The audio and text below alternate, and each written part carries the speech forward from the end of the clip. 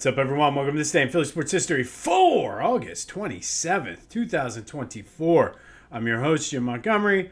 Welcome to a Tuesday edition of the podcast. It is Tuesday. That means it's time for a little bit of positivity / motivation. And today I've been sitting on this quote for a while, but I think in light of some of the things that have been going on in my life recently, I think it was a perfect one to break out today. And the quote is, "Failure isn't a necessary evil. In fact, it isn't evil at all. It is a necessary consequence of doing something new." And that is from Ed Catmull, the co-founder of Pixar. And I just really think about my teachers this week. It was the first week back at school with students. We're introducing a new classroom platform that none of us really are even close to being experts in. And there's a lot of high anxiety. There's a lot of fear and worry and trepidation because of just it being new. And, oh, what if I make a mistake? What if I do this? And I think it's perfect. So shout out to my teachers. And just because you fail doesn't mean it's a bad thing. I think we have this negative connotation sometimes with failing something. And it isn't always a bad thing if you fail. People don't try new things all the time because they fail. All it is a consequence of trying something new. And as cliche and cheesy as it sounds, pick yourself up, dust yourself off, and try it again. I mean, nobody's going to be an expert. It ties in with what we talked about last week with Usain Bolt. And when things get tough, people tend to kind of shy away. But just because you fail at something does not necessarily mean it's an evil or a bad thing. And we got to kind of remove the negative connotation that if you fail at something, you're a horrible person, it's this, and you're terrible, when sometimes it's just that's what happens when you try something new for the first time. That's what happens when you get out of your comfort zone. And I think the key is making sure that you're not giving up and you continue to work at that. So in the words of Ed Catmull from Pixar, not Pittsburgh, Pixar, failure isn't a necessary evil. In fact, it isn't evil at all. It's a necessary consequence of doing something new. And even the word consequence sometimes has a negative connotation. There can be positive consequences. Sure, you fail the first time, you keep working at it, you figure it out, and next thing you know, you're great at it. Think about the greatest people in our society, the people that are successful.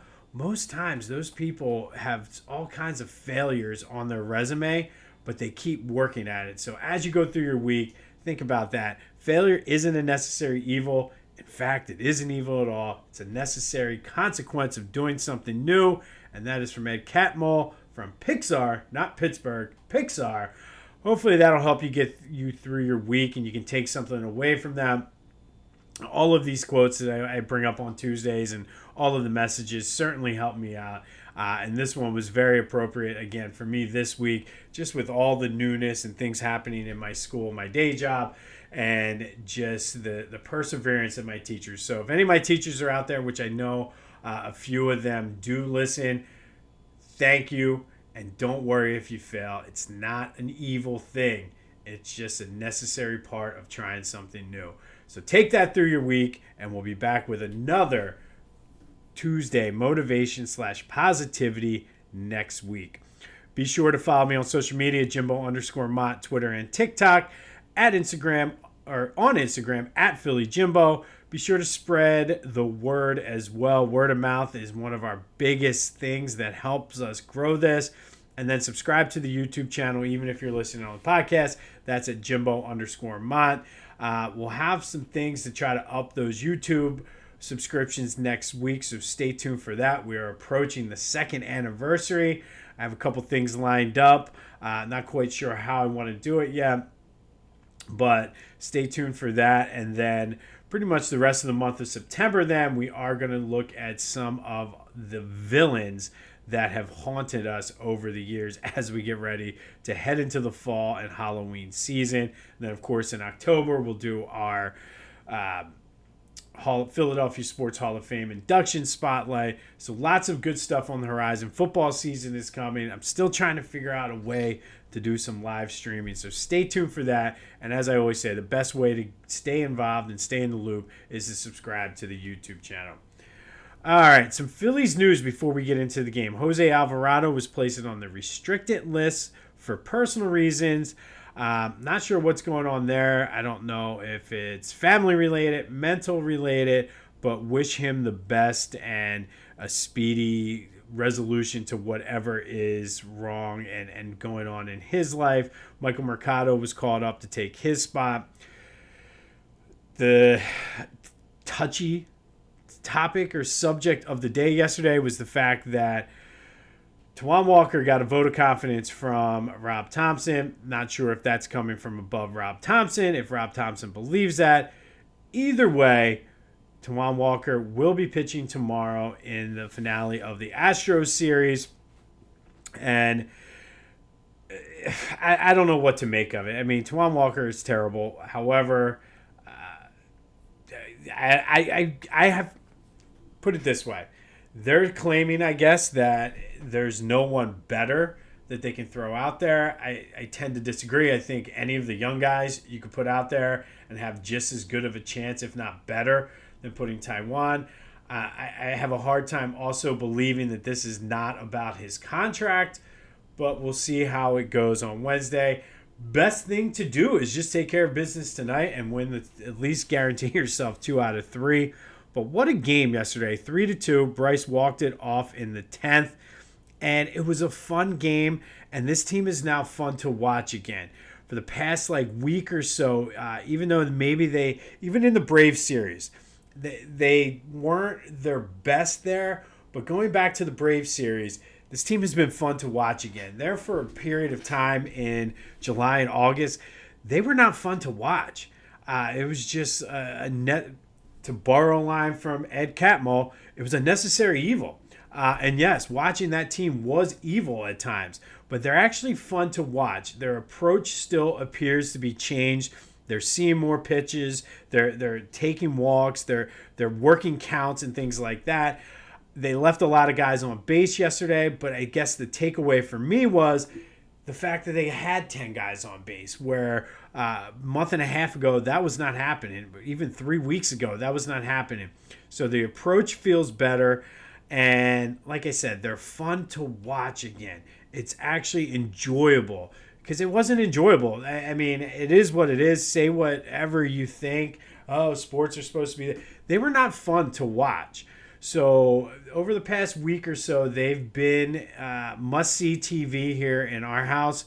Well, mainly for me, not anybody else in the house. But they're fun. And that was a fun game. Bryce walked it off. Hopefully that's something now, going back to Schwarber's Grand Slam, now going back to this walk-off. These are little things now you can build on as the calendar is going to turn to September.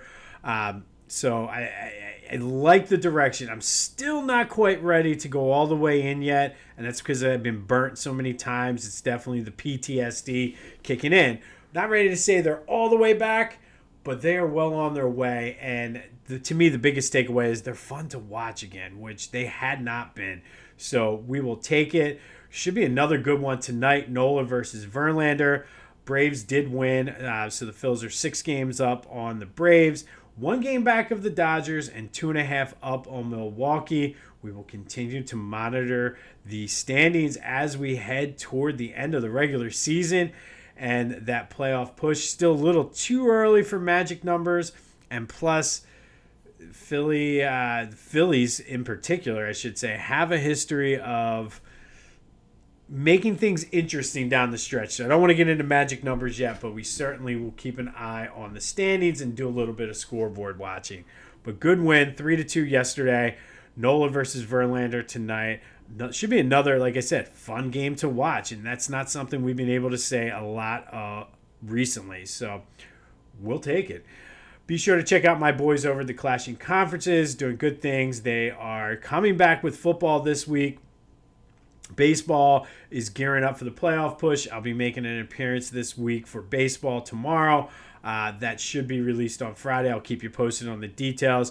But give them a follow and a like as well, wherever you get your podcasts, as well as on YouTube. And then get some some back to school shopping done. I almost said groceries. One thing Philly Goat does not have yet is groceries. Yet. I'm sure if there's a way that they can figure it out, they'll have it. Maybe like Phillies players and Eagles players push pops or some, I don't know. Anyway, do your back to school shopping at Philly Goat. They got you covered. The Eagles gear, the Eagles lineup is in full swing.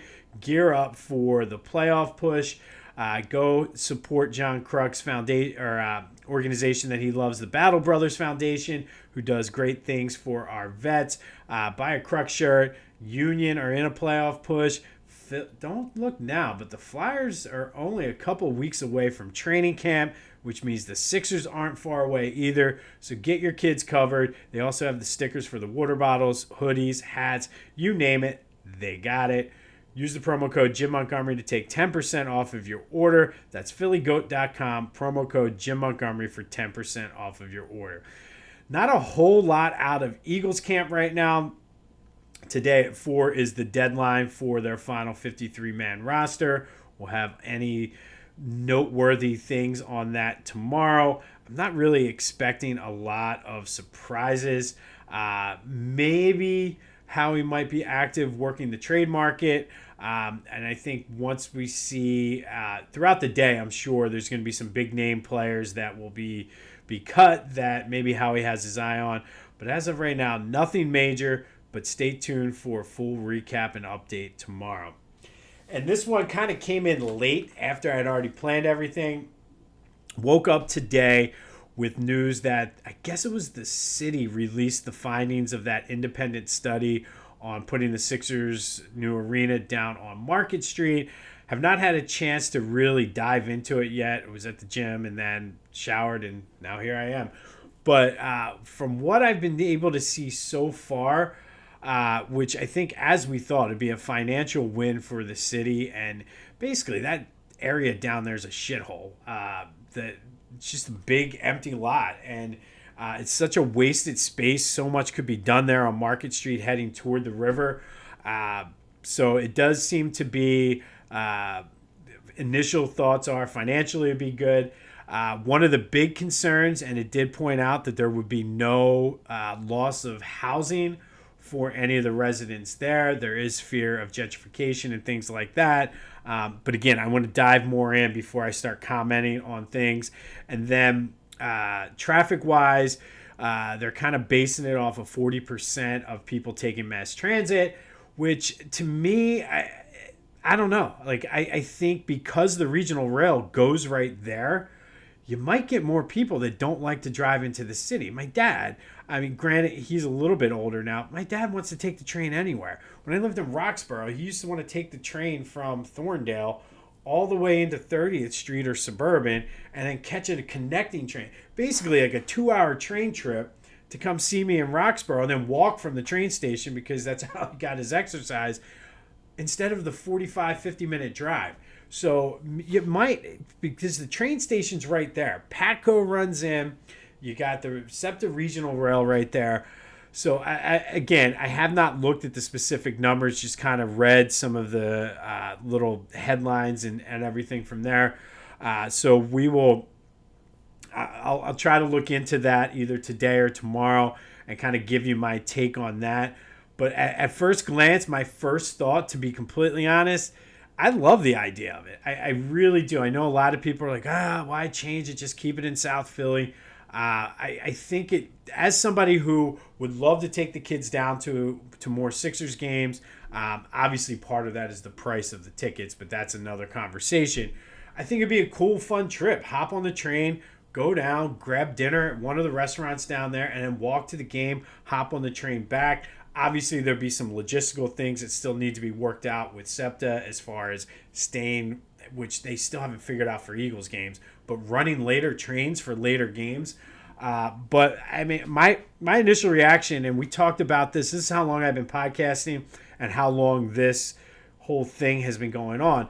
Back when I was only doing Back to the Future, it was one of the first episodes I did, was talking about when they first proposed this stadium and talking about just how cool it would be to have an arena or in a stadium in a stadium.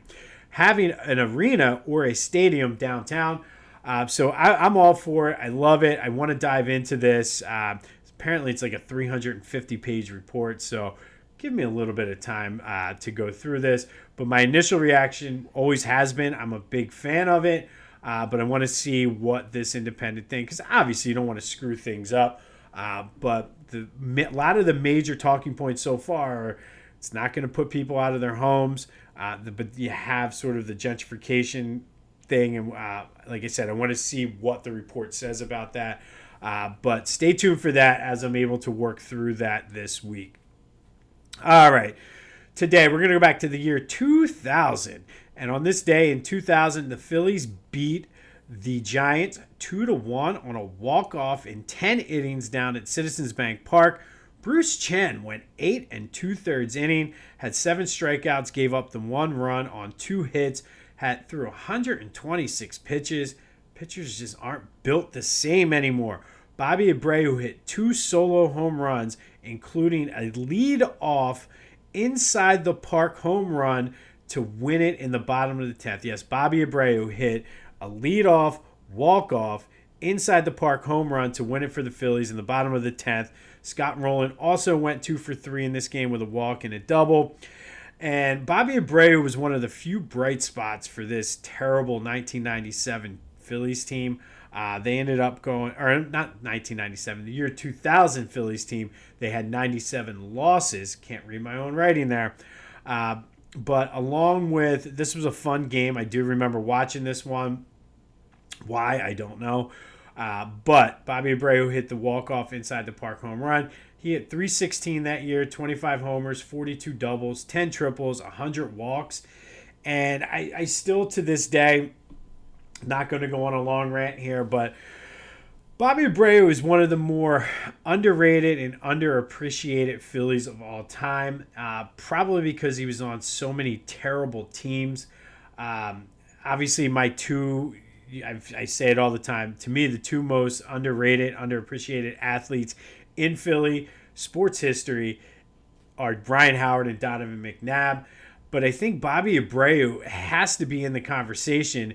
I think he's so underrated that he doesn't even make my list of underrated players, because you just kind of forget about him because he was a good, people say, he just was an average player on a bad team. So, of course, his numbers were going to look good. But Bobby Abreu had a good season in 2000. That year, Terry Francona got fired at the end of the season. It also was the year that Curt Schilling was traded to Arizona. And ironically enough, and this is a good transition into our 20 questions, the day that Bobby Abreu hit the walk-off inside the park home run was the same day that Doug Peterson was released by the Eagles, who the fans absolutely hated at the time. He was sort of that placeholder for Donovan. So it was sort of a good riddance at that point. We knew that Donovan was going to be the guy in 2000. We'll get more into that 2000 Eagles season later in September.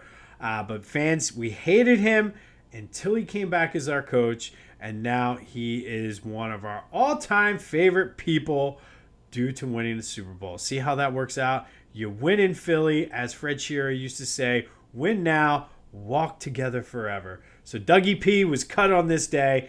Hated him, but we became big fans of Doug Peterson after the fact. But on this day in 2000, Bobby Abreu hit a walk-off inside the park grand slam in the bottom of the 10th inning to beat the Giants, and Doug Peterson was cut by the Eagles heading into the 2000 NFL season.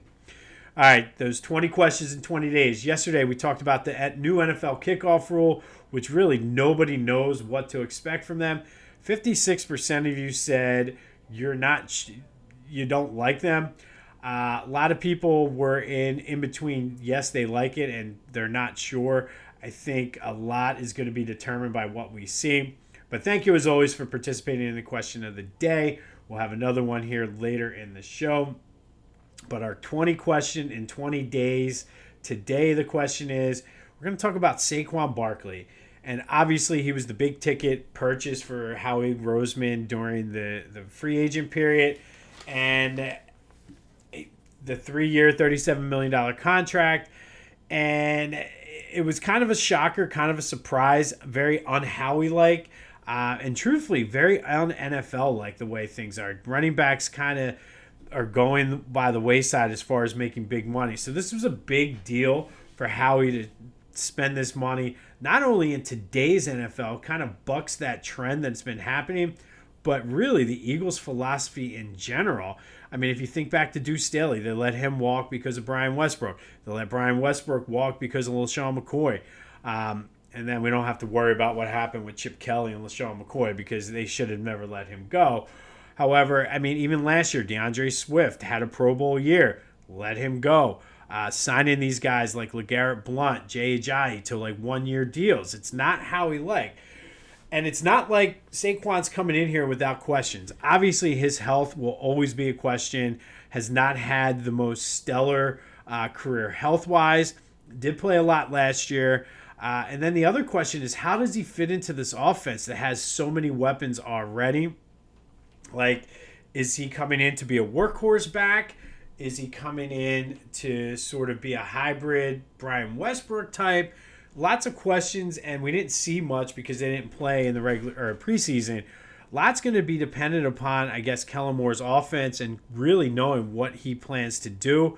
Jalen also doesn't have a big history of throwing to running backs all that much. So I think it's going to be up to Kellen Moore to sort of incorporate that more into the offense. The upside, however, is obvious with Saquon. They have a running back that is a big running back, has quickness, and can be a workhorse back and has been a workhorse back if the game needs it. I'm thinking like third, fourth quarter, you got a lead, you're trying to protect it. Saquon certainly can play that role. He can catch and had to do a little bit of everything last year because the Giants were so terrible and Daniel Jones was hurt. So he can catch. I know a lot of the big plays that were reported out of training camp were wheel routes to Saquon that Jalen hit him in perfect stride down the sideline. So maybe we're going to see more of that. I also think he's happy to be here. Local kid from Whitehall. We've been talking a lot about the Lehigh Valley, but another Lehigh Valley guy went to Penn State, if you're into that. And he wants to win. I mean, that's the big thing. And he's just been awed by the reception and everything he's got. But, I mean, I think the big question is going to be, other than his health, is how he fits in with the pass catches. Because last year, DeAndre Swift only had 39 catches. And I don't know if that's sort of a one-off, but it wasn't like guys were getting a ton of catches the year before either. So DeAndre did run for over 1,000 yards. So can Saquon run for 1,000 yards and add another 500, 600, 700 passing? I think so. I mean, I think that's well within the realm of possibility. He averages 20 touches per game pretty much over his career. He had that last year. All the projections I saw kind of have him at 18. I think a lot's going to be dependent upon game flow. If they're up by a lot of points and they're trying to salt away the game, yeah, he's going to get more touches. If they're struggling, he might not. So projected at 18, I think that's high. I'll be completely honest. I think with the weapons and the way I want to see the offense go, I think if he averages 12 to 15 touches a game, that's between catches. So give him 10, 12 carries and then another 3-4 catches. I mean, that gets him to that 12 to 15 range. I think that's perfect. Again, it's going to be dependent upon game flow. Whether or not that means one game he gets 25, one game he gets 10. I don't know. A lot of that still remains to be seen. But I think 12 to 15 is the magic number. So the question of the day, I'm going to set the over-under at 15. Actually, we'll set it at 14.5. So Saquon Barkley, over-under 14.5 touches a game. What do you think he needs to average in order for the Eagles to be successful on offense? 267-495-8531. That'll get you into the Back to the Future voice and text line. Answer that and get anything else Philly sports related off your chest. Want to vent about Taiwan Walker? Want to celebrate the Phillies win? All of that is fair game. You can also make your predictions on who gets cut by 4 o'clock today. But the question of the day, over under 14.5 touches for Saquon Barkley on this season. I'm going to say, that's tough. You know what? I'm going to set it at 15.5. 15.5. I'm going to say under 15.5 because I think I think 15 is the number. So I'm going to go under. But what about you? We'll change it. 15.5 touches for Saquon Barkley. Over or under? What do you think as we continue our 20 questions in 20 days about the Eagles? On this day back in 2000, Bobby Abreu hit the walk-off inside the park grand slam to beat the Giants 2-1 in the bottom of the 10th inning. Would love to see something like that happen tonight. Hopefully not a walk-off, though. Hopefully they just pound them tonight. Also on this day, Doug Peterson was released by the Eagles on the same day in 2000. Be sure to like and subscribe to the YouTube channel. Let me know your thoughts on anything Philly sports related on the Back to the Future voice and text line 267-495-8531. And then the over-under 15.5 touches for Saquon Barkley per game this year. I'm going under. What do you think? And also remember, failure isn't a necessary evil. In fact, it's not evil at all. It is a necessary consequence of doing something new. That is said by Ed Catmull, co-founder of Pixar. So remember, just take chances and don't give up. If you fail, pick yourself up and try it again. It's not a negative thing. Think about my teachers this week and how they're trucking through and they're going to make mistakes, and that's okay. I want them to make mistakes so they can learn from it. So failure isn't always a bad thing. Remember that as you go through your week. This has been This Day in Philly Sports History for August 27th, 2024. My name is Jim Montgomery. Go have yourselves a Tuesday, and until next time, I'll see you when I see you.